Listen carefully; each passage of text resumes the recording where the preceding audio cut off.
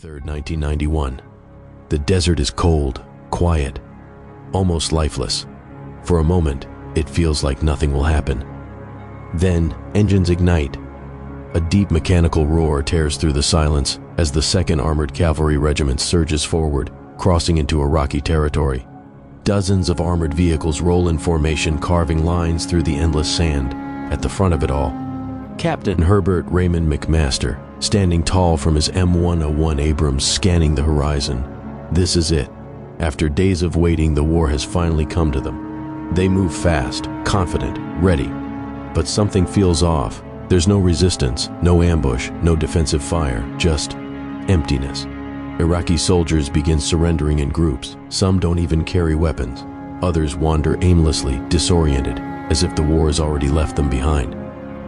The American column keeps pushing deeper. Miles pass. Still nothing. But war doesn't stay quiet forever. Somewhere beyond the horizon, something is waiting. The next morning, everything changes. A sandstorm rolls in overnight, swallowing the desert in a thick wall of dust. Visibility drops to almost nothing. The world turns into shadows, shapes, and faint heat signatures glowing through thermal scopes. Inside the Abrams, McMaster watches the battlefield through a ghostly green haze. Then, explosions. Airburst artillery detonates above them, scattering shrapnel across the ground. The sky itself feels like it's attacking. No orders are needed. The formation reacts instantly, vehicles braking, shifting, flowing around the danger like water.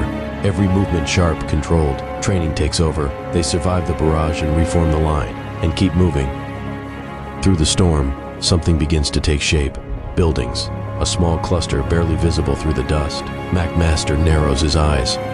No farms, no roads, no signs of civilian life. This isn't a village, it's a setup. The Abrams gun is ready. One shot could erase it all, but McMaster hesitates. He waits, just in case. Then, flashes from the windows. Gunfire erupts. The answer comes instantly. Fire. The Abrams unleashes its power. A thunderous blast shakes the ground. The first shell hits, then another and another. 9 tanks firing almost in unison. The buildings don't stand a chance. Within seconds, the entire position collapses into dust and rubble. The gunfire stops as quickly as it began. But now, there's no doubt. The enemy is here. On the outer edge of the formation, 2 Bradleys scan through the storm. And they see them. 2 T-72 tanks, waiting. Perfect ambush position. But there's one problem. They can't see anything. The storm has blinded them. The American crews lock on, calm and precise. Missiles launch, cutting through the dust like streaks of fire. Impact. The first tank explodes violently, turret thrown into the air. The second one follows seconds later, both destroyed before they could even react. It's fast, clean, brutal. McMaster watches the reports come in, and he knows this was just the beginning. He orders a shift. Abrams to the front. The formation tightens, reshaping into a spear. An arrow aimed straight into the unknown. Ahead lies a small ridge, barely noticeable, but enough to hide everything beyond it. In a flat desert, even a few meters of elevation can mean the difference between seeing and dying. McMaster doesn't wait for orders. He pushes forward. His tank climbs the ridge, reaches the top, and suddenly, the battlefield explodes into view.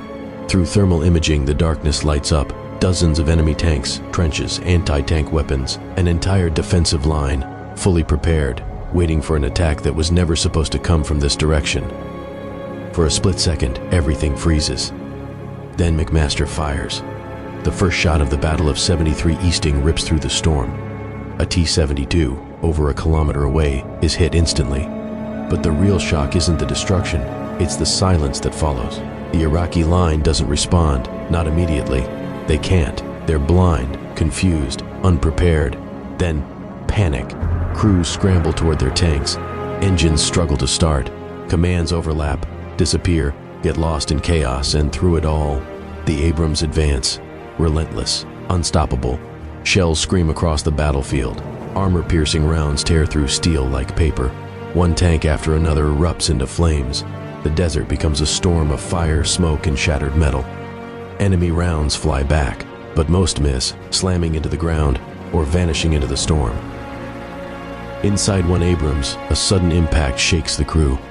For a moment, they think they've been hit, but they're still moving, still fighting, still alive.